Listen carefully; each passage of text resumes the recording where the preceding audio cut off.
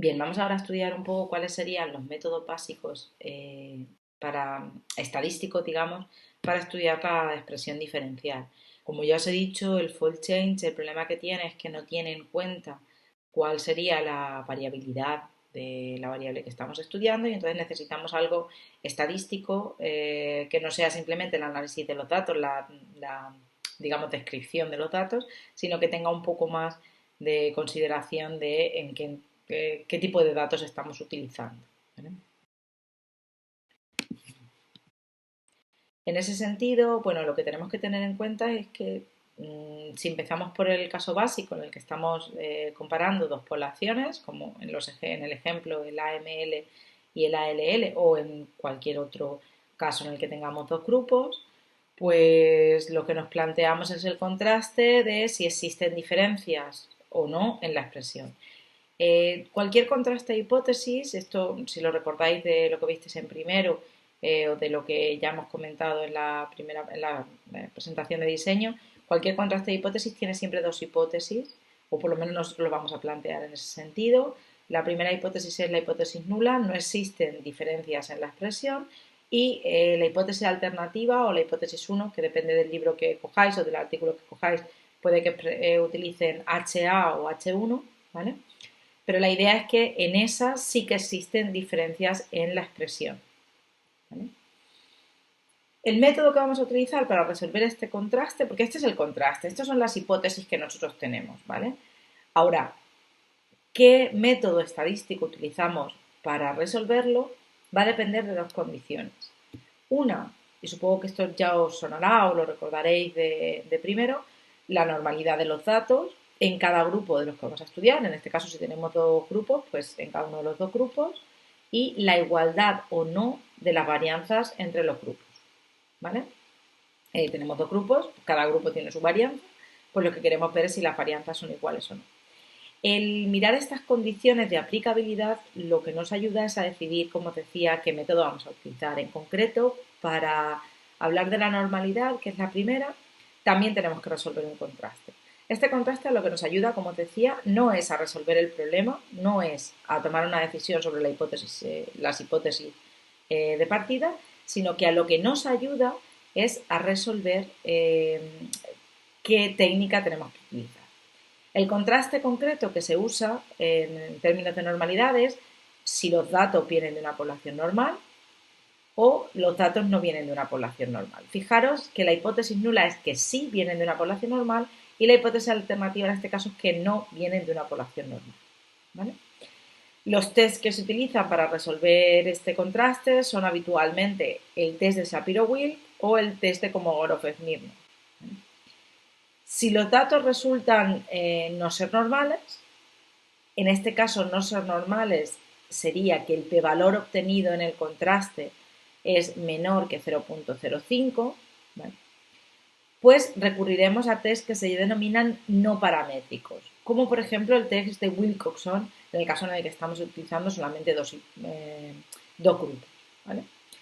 Pero ya os digo, lo que hacemos es resolvemos este contraste y eso nos da una idea de cuál es la herramienta que tenemos que utilizar para resolver el contraste que realmente nos interesaba, que era el que teníamos antes y era el de no existen diferencias frente a sí existen diferencias.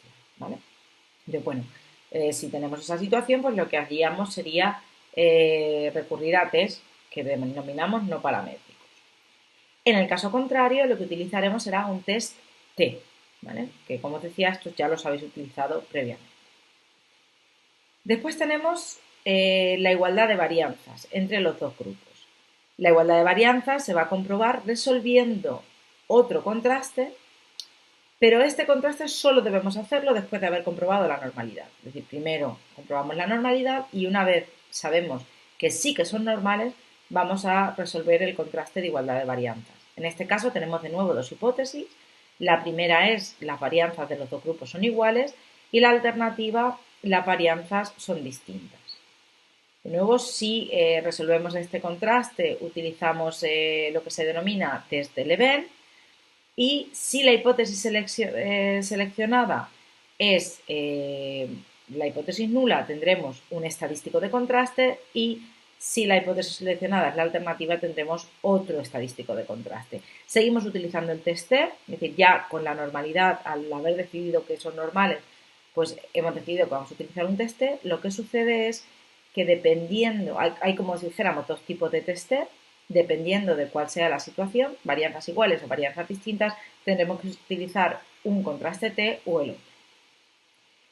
¿Qué es el test T que os estoy diciendo? Bueno, para recordar rápidamente, cualquier test, como decíamos, tiene dos hipótesis nula y hipótesis alternativa, y además nosotros lo que elegimos es un estadístico, un valor en los datos, hallaremos un valor en los datos que nos ayudará a decidir si nos quedamos con una hipótesis o con la otra. Ese valor que hallamos en los datos va a cambiar según el tipo de herramienta que estemos utilizando, y en concreto cuando usamos un test, lo que se suele hacer es poner, es un cociente de dos cantidades, en el numerador utilizamos la diferencia de medias. En este caso, como lo que estamos viendo es si la expresión genética es diferente en un grupo o en el otro, pues tenemos la diferencia de esas dos medias, la media en el grupo 1, la media en el grupo 2, y en el denominador ponemos lo que se conoce como el error estándar de, en este caso, de la diferencia de media, ¿vale? Ese error estándar a lo que está identificando, lo que está resumiendo, en cierta manera, es los valores que tenemos, la variabilidad que tenemos en nuestros datos. ¿Os acordáis que os decía que el fault chain no tenía en cuenta la variabilidad? Pues aquí es donde nosotros sí que vamos a tener en cuenta cuál es la variabilidad, ¿vale? Ese estimador va a cambiar según si las varianzas sean iguales o no, y por eso el test de Leven para comprobar si las varianzas realmente son iguales o no.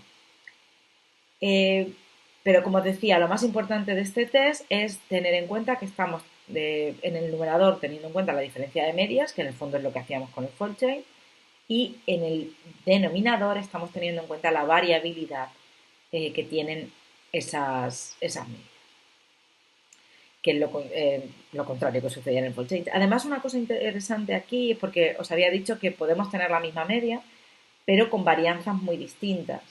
Bueno, pues al tener en cuenta los distintos estadísticos que se utilizan, si las medias entre los grupos son iguales o diferentes, eso en el fondo también lo vamos a estar teniendo en cuenta, y también lo habremos comprobado al utilizar el estadístico del Leven o el test del Leven para comprobar si las varianzas son iguales o no.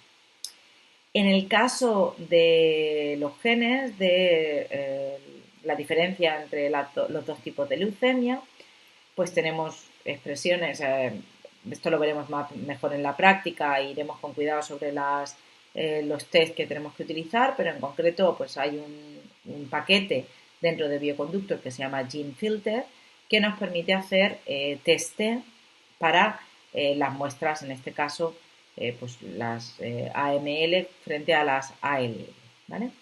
Y no se ve mucho aquí, pero en concreto lo que acaba pasando es que si hacemos todos los test de uno en uno con los 3051 genes que tenemos, el true que nos aparece, esos 1045 trues, lo que quiere decir es que tenemos 1045 valores cuyo p-valor está por debajo del 0.05, es decir, tenemos 1045 valores para los que estamos rechazando la hipótesis nula de igualdad de expresión. Entonces tenemos 1045 genes para los que la expresión es distinta. Claro, esto pues igual son demasiados positivos. 1045 genes con diferencias entre los dos tipos, pues parece poco realista, ¿vale? El problema es que podemos estar cometiendo mucho error, ya que estamos haciendo 3051 contrastes considerándolos completamente independientes entre sí. Y en realidad no son independientes entre sí. Lo que estamos haciendo es que estamos acumulando con cada nuevo test que hacemos, con cada uno de esos 3051 test, estamos acumulando error. Error tipo 1.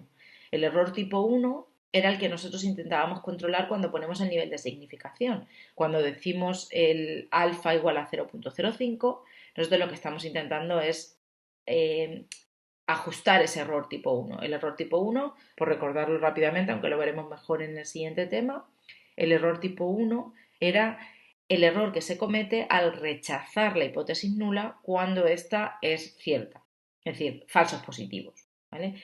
Pues lo llamamos falsos positivos porque estaríamos detectando aquello que queremos detectar, es decir, sería un positivo, estaremos detectando una diferencia en la expresión génica y por tanto un biomarcador, como si dijésemos, pero en realidad no sería realmente un biomarcador. Entonces, este tipo de errores se llaman error tipo 1 y acumulamos muchísimo error tipo 1, por eso muchos falsos positivos, cuando hacemos tantos contrastes que no son realmente independientes, pero los consideramos como independientes.